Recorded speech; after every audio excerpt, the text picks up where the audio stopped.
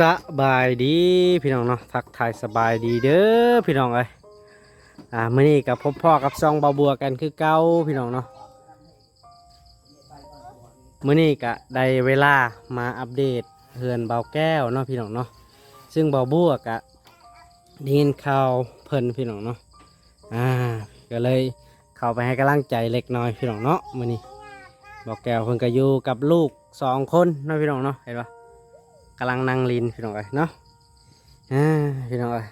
ก็คือมื้อนี้บ่าวบัวกะซื้อปิ้งไก่มาฝากตอนลูกๆเพิ่นซั่นซะพี่น้องเอ้ยปิ้งไก่แล้วก็ปิ้งหมูพี่น้องเอ้ยเนาะซื้อปิ้งหมูเนาะมาฝากลูกเพิ่นพี่น้องเอ้ยเนาะ ยำแรงๆพี่น้องเนาะพี่น้องเอ้ยมื้อนี้ก็ด้นแล้วนะบ่ได้มาอัปเดตเพิ่นพี่น้องเนาะก็เลยแบบว่ามาให้กำลังใจทางเบาแก้วพี่น้องเอ้ยเนาะมีคอมเมนต์พี่น้องหลายๆท่านนะที่ว่าคอมเมนต์เข้ามาว่ามาอัปเดตเฮือนเบาแก้วให้แน่พี่น้องเอ้ยเนาะก็เลยบ่าวบัวก็สิมาอัปเดตให้พี่น้อง FC เนาะมื้อนี้บ่าวบัวก็เลิกงานค่ำแน่พี่น้องเอ้ยเนาะพี่น้องเอ้ยปาโตนี่ลูกเพิ่นกำลังนั่งลินเนาะสบายดีบ่ล่ะสบายดีนอบเบิ่งดูนกสบายดีอะดิวว้าโดกินข้าวกินน้ำแล้วป่ะว้าโดพี่น้องทุนพอเพื่อนเนาะพี่น้องเดียวสิมาสัมผัสเพื่อนก่อนเนาะสิมาสัมผัสทางไอ้แก้วเพื่อนก่อนพี่น้องเอาสบายดีเด้อทางนั้นเป็นอะไรอยู่นี่ไม่แห้งวะเดี๋ยวนี้ก็อยู่ตะกูเรื่องนี้ละก็อยู่แบบคนนามีลูกกันแล้วเนาะเนี่ยปะพี่น้องเนาะกับอีตนสงสารทางไอ้แก้วเพิ่นพี่น้องเนาะมาเยี่ยมยามทางไอ้แก้วเพิ่นเนาะแล้วก็ลูกๆเพิ่นพี่น้องไปได้กินข้าวกินน้ำแล้วป่ะยังเนาะพี่น้องว้าถูกกับขอบกับเขาโอ้บ่มีกับขอกับเขาเนาะไอ้ชิปะยำนี่กับสมัยยำกลางคืนจะหาเฮ็ดจะเครียดครับก็บ่ได้นะเพราะว่าลูกยังน้อยเนาะคันสิไปกับให้สิเบิ่งลูกพี่น้องโอ้ชีวิตตอนนี้ชีวิตเบาแก้วตอนนี้อยู่กับลูกเนาะก่อนว่าพอห่างมาสันซะเนาะบ้านเฮาเนาะพอห่างพี่น้องพี่น้องก่อนอื่นเฮากะสิให้เพิ่นนั่นเนาะเพราะว่าเฮาซื้อปิ้งไก่มาฝากแล้วก็ปิ้งหมูเนาะปิ้งหมูแล้วก็ปิ้งไก่พี่น้องเนาะมาฝากทางไอ้แก้วเพิ่นกับลูกๆเพิ่นเนาะเอาพี่น้องกับเพิ่นย่านว่าเพิ่นบ่มีเวลาแล้วเนาะเข้าใจแล้วบวกอะเข้าใจความรู้สึกของอายเพิ่นเนาะจังได๋ก็สู้ๆต่อไปเด้อเนาะเบาแก้วก็ได้บ่มีทางสิเฮ็ดแม่นเลือกเลยมันก็สิเฮ็ดได้ตอนนี้แม่นก็นั่นเอาญาติพี่น้องก็เป็นจังซี่บ่มีไผอันนั้นก็แม่นบัดเมียก็ไปจังซี่เมียก็บ่อยู่ว่าซั่นซะเนาะเกี่ยวกับมาฆ่าตัวตายเลยโอ้บ่เฮ็ดนั้นเนาะเพราะว่ามันบ่ดีพี่น้องเนาะสมมติว่าเจ้าไปฆ่าตัวตายลูก2 คนไผสิเบิ่งเนาะบ่มัดชิดเลยเอาจบทีเดียวเลยทั้งลูกทั้งพ่อเอาเป็นจังซี่แล้วก่อยลี่เด้เคยคิดพี่น้องชันรถได้โอ้พี่น้องบ่มีทางไปทางเลือกเอาเงินใช้ก็บ่มีเงินกินก็บ่มีโอ้แม่นอ้าวสิไปหากระสอบกระสีที่ก่อนยังบ่มีไปบ่ได้ล่ะแม่นกับแบบว่ามันค้าลูกเนาะลูกไปจักว่าบ่มีเงินในกระเป๋าเนาะในถุงเขาว่าเขาจะกินอย่างเดียวตื่นตอนเช้าก็จะกินขนมโอ้ตอนแรกก็จะกินขนมโอ้พี่น้องเนาะเดี๋ยวมันแหละค่อยคิดมันไปใส่บ่ได้แหละมีแต่บ่มีทางเลือกแหละโดแค่นั้นอันนี้ว่ามันสุดเลยนี่แบบนี้ซะเฮาคิดว่าเฮามีทางเลือกได้เหมือนว่าเฮาสิคิดฉันบ่ได้เนาะเฮาต้องมีทางเลือกยังไงก็ต้องมีทางเลือกเนาะคันว่าเฮาคิดจังซั่นก็บ่ได้เนาะแต่ว่ามีทางเลือกสิเอาหยังเอากินอย่างสมมุติว่านี่นั่นแหละพี่น้องเนาะบ่ได้ลูกครับได้เล็กน้อยแต่คนเทให้ไปนะคือบ่คิดเนาะเอาเมียไปนี่โดบัดเมียก็นี่อ้าวคือบ่คิดเมียก็นี่แบบบ่ฮู้สาเหตุหยังเนาะแม่น เพราะว่าเฮาตะกี้แต่ก่อนคิดกันเนาะก็ยอมรับว่าสิ่งทุกอย่างแต่ตอนไปได้สั่น โดย ตอนไปนั่นเฮาก็บ่ได้ตีบ่ได้หยังคือแค่ลูกเมียเนาะสิเอาบ่ได้เฮ็ดหยังเขา โอ้นั่งได้เดี๋ยวนั่งได้ดิสิสัมภาษณ์ให้ FC เบิ่งโอ้โดแบบบ่ฮู้สาเหตุอิหยังเนาะทั้งที่ว่ากะเร็ว เมื่อนั้นพี่กันคอยก็ออกไปพูดไปโขกนะ โอ้ ไปทางสี่ก็ไปปะลูกพูดนี่พวกนี่ได้เอื้อยเขา โด ตั้งเอื้อยอ้าวคนใหญ่แล้วตั้งหูเนาะแม่ไปใส่อยู่ไสอ้าว โด นี่ กะ ดังให้มันตกลงให้ เดี๋ยว มัน มา ตอด คอยสนใจตอนนี้ โดพี่น้องเอ้ยเนาะ ให้ครอบครัวคอยแต่งใหญ่กว่านี้โอ้ย พี่ กระ น้อง โมเมนลูกคอยจะแค่คอยเลี้ยงจนได้ครอบครัวซั่นนี่ฉันได้แหละ แสดงว่าแบบว่าฮู้เบาะแสเล็กน้อยเนาะ แม่ไปให้เขาทรมานในยัง โดพี่น้องเอ้ย คอยบ่มีทางไปแบบคอยบ่ไปหาญาติพี่น้องเลยตอนนี้มีคลิปอย่างเดียวแหละสั้นๆเนาะ มันมีบ่มีทางไปว่าซั่นซะเนาะ แม่น พอทำนะสุดไอ้น้องคิงๆเจ้าก็มีบ่ กระบี มีเนาะโอ้ เอาเป็นตะกี้แตะก่อนบุญงานใน เขตเฮาก็เป็นน้ำไผ่ก็เป็นน้ำเมียคือเก่านะวันขอเอกบ่ดีคือเก่า โอ้ น่ะ อันนั้น เฮาก็สิเป็นก็คิดเบิ่งก่อนเนาะ โดพี่น้องเอ้ยเนาะ อีกอย่างหนึงหมากับเมียคอยตัวนี้ก็ไผตายให้น่ะเงินเอ้ยน้องคอย แต่งเองเนาะ อ้าวมีแต่เข้าแล้วไปขอให้ อืม พอเลี้ยงลูกจะคนละเลี้ยงเนี่ยผู้เดียวคอยหมด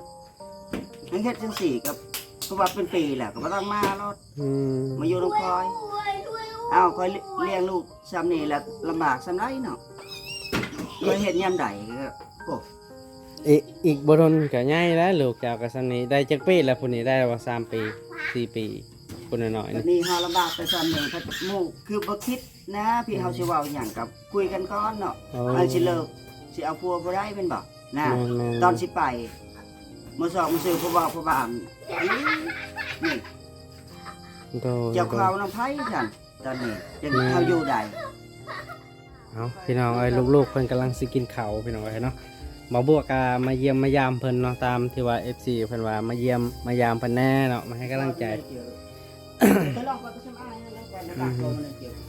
แต่จบข่าวเรา โดตาม เนาะ มาเขากูจีแล้วกูตอนนี่แหละรุนเขา มาเบิ่งเพิ่นกำลังสิกินข้าวพี่น้องฟ้าเพิ่นนะกำลังสิกินข้าวพี่น้องเอ้ย บ่ได้อุ่นบ่ได้ยังละหนึ่งนี่ก็ซองมือซามือไปละ นึ่งอันนี้เปล่า บ่อุ่นอีกกินแบบนี้ละ โอ้ยังเหนียวอยู่พี่น้องยังเหนียวอยู่มันยังเหนียวอยู่ สิ ข้าว มีอารมณ์สิใช่เป็นนี่ เอาจังไดก็สู้ๆต่อไปอ่ะไปจังไดมัน เฮ็ดพอเองโอ้ ชีวิตคนเฮามีผิดพลาดแน่แล้วก็มีดีมีผิดพลาดเนาะน้อย ยักษ์หนึ่งขาว น่ะอันนี้มันข่าวนี่ นี่แหละข่าวอันนี้ข่าวหนึ่งและอัน ยั นี้ กษ์ค่ะยักษ์เอาที่คอยาน อันนี้ตัวนี้ X2 เอาเพิ่นกำลังสิปอนข้าวลูก เอา กินว่าเดี๋ยวบ่กินกินเองซะ พี่น้อยเนาะทางไอ้แก้วเพิ่นก็ยุ่งสมองพี่น้อยเนาะ กลายว่าอยู่ จังไดก็ มี สู้ ตัวตาก็บ่มีใครไปที่ตาก็เอ้ย โอ้ขาว ๆข้าวน้ำตามปลาก็ยังอยู่ว่าแต่ว่าเบิดแล้วอยากเบิดแล้วเนาะ บ่ได้คอย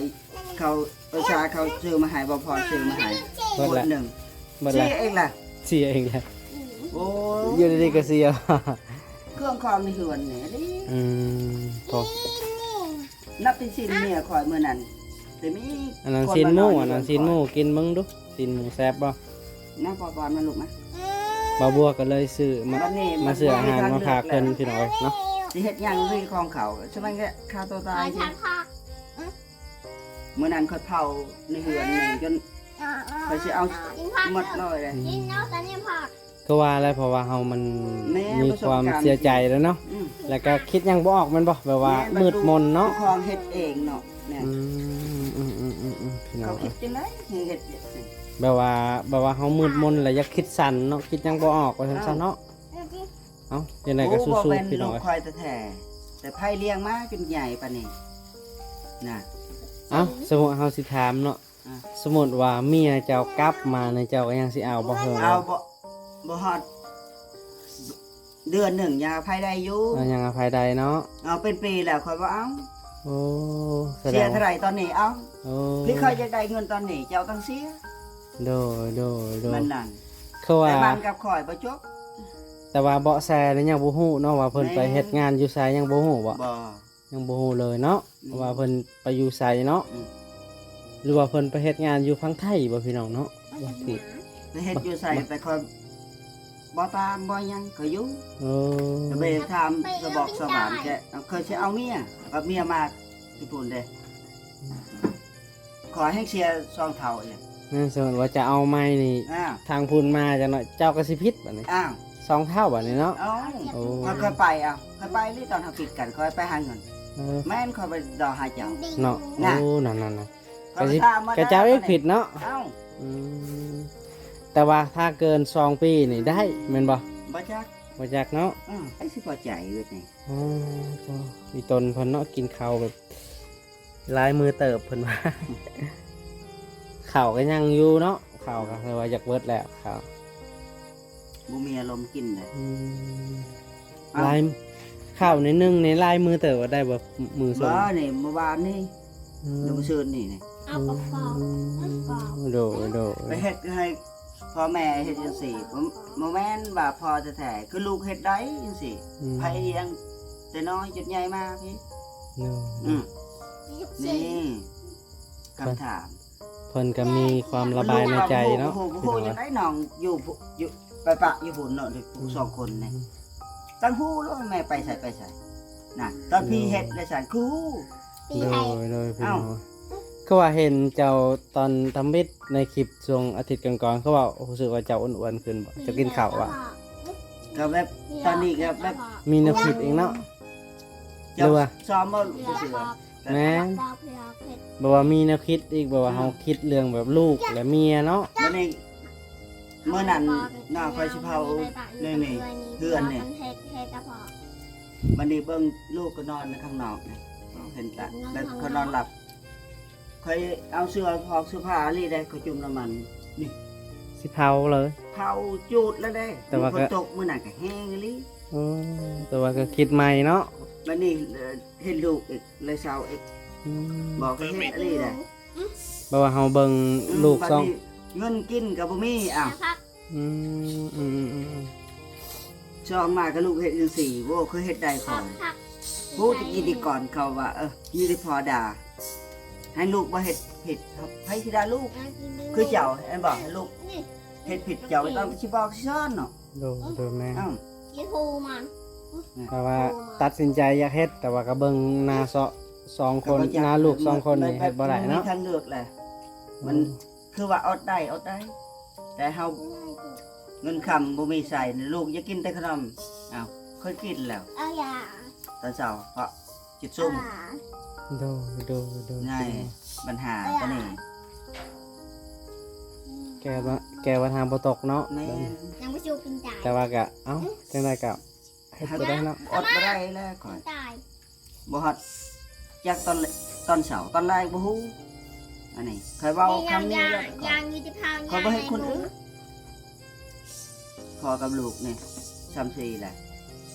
ของเขานี่จะเอาไว้ให้เขาคืนก่อนบ่เฮ็ดหยังของเขา ต้องเฮาต้อง มันมื่ย เฮา อดทนเลย เฮาต้องบ่คิดนะซันต้องแบบว่า บ่จักได้บ่มีเงินกินเอ้าเพราะลูกอยากกินขนมสิพี่มื้อนี้ไปเช็ดร้านค้าสิเอาเงินมาใช้พี่จ่าย แม่น อ้าวแน่ปัญหามัน โดพี่น้องกระตายตนเนาะหาแก่คนก็ได้พี่น้องเอ้ยฮ่า เอาผิดหยังมีหยังก็เว้ากันก่อนยังไป เนาะ อ่ะ แบบว่าเมียก็ไปแบบบ่รู้สาเหตุเลย เอ เนาะ อแม่น โด นี่ โด ปัญหามัน เพิ่นก็ตอนนี้ทางไอ้แก้วเพิ่นก็ระบายความในใจพี่น้องเนาะแนวคิดก็ เมื่อคืนนี้ เพิ่นเมื่อย ขา พี่น้องเนาะ ปล่ คิดหนัก ไปเลยได้เขาไปอยากเมื่อได้มาสอนนี่แหละแบบเคยสิไปแบบทุกทีก็เลยเขาไปโยนปอกที่ป่าแบบเขาก็ต้องไปหลักของเขาตายใส่กระ โด ตาย โด แล้ว โดพี่น้องเอ้ย อย่าลีเลยชีวิตปันนี้แหละคอยเฮ็ดอันนี้ได้วัดทุกอย่างล่ะ เอ้าจังซั่นเฮาก็สิขอโตวเมื่อกันเด้อเอ้าเฮาสิเมื่อก่อน อืม อ่าโตพี่น้องเอ้ย บ่ ไป น่ะ พี่น้องเอ้ย จ ที่ลูกควายระบางทำไรกับควายไปจับเขียดดูตัว โอ้ ที่งา เป็น เล เด็ ย กออก แม่มันคือไปได้ไปอันนี้ก็กินหัวลูกนะคอยเสีย เพราะ ใจ ว่าบาทนั่นนึงพี่น้อง แต่คนให้ไปเนี่ยก็บ่คิดนะคอยให้คิดอย่างนี้ ไปพี่น้องเนาะทางบ่าวบัวกับสิขอโตวเมื่อก่อนเนาะพี่น้องเอ้ยเอาฝากกดไลค์กดแชร์กดติดตามให้บ่าวบัวหน่อยเด้อพี่น้องเอ้ยมื้อนี้บ่าวบัวก็มาจอบเบิ่งแล้วก็มาให้กำลังใจทางไอ้แก้วเพิ่นพี่น้องเนาะแล้วก็มาถามข่าวพี่น้องเนาะว่าเป็นจังได๋พี่น้องเอ้ยเนาะเอาพี่น้องสำหรับคลิปนี้บ่าวบัวก็สิได้ปิดคลิปไว้เพียงส่ำนี้ก่อนพี่น้องเนาะก่อนอื่นก็อย่าลืมฝากกดไลค์กดแชร์กดติดตามให้บ่าวบัวหน่อยเด้อพี่น้องเอ้ยเนาะเอาสำหรับคลิปนี้บ่าวบัวก็สิขอกล่าวคำว่า สบายดีเด้อสบายดีพี่น้องเอ้ย